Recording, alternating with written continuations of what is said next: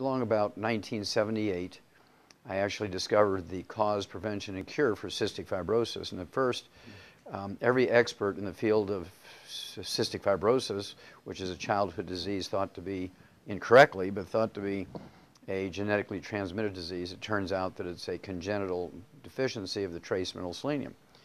And I proved this, got experts to agree on my cases of cystic fibrosis in primates. I was working at the Yerkes Regional Primate Research Center in Atlanta, Georgia for Emory University and NASA at the time. And I'd been in the orthodox medical field for many, many years.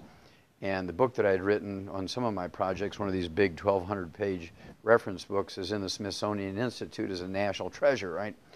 And they fired me because they said, well, you got to be sniffing glue because everybody knows this is a genetically transmitted disease and you're going off on a tangent. So they fired me. They didn't leave it go at that. I went and I actually got another job at St. Louis University as the director of their laboratory animal facilities, and NIH chased me and said, we'll defund you guys if you hire him. So they fired me again. I wasn't even unpacked, right? So I knew this was going to be a disaster. And so what turned this around nicely was 2 years ago, the National Science Foundation in their official journal came out and said one of the most useful findings, unexpected findings from basic research, where it was just serendipitous finding, was the discovery of cystic fibrosis in a monkey by a young pathologist. Well, they said with a little bracket that Emory University refused to release the name of the young pathologist, me, because they'd fired me, right? So we're in the process of getting the record corrected and so forth. And we've taken this now to muscular dystrophy. We now know the cause, prevention, and cure of muscular dystrophy.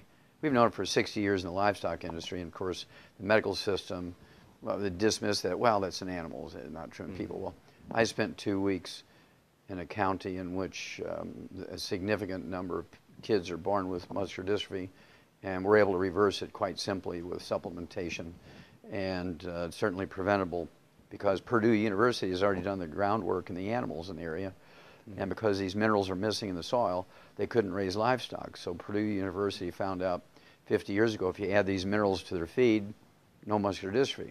But the people living on the land there got muscular dystrophy because they didn't supplement. It's just beautiful.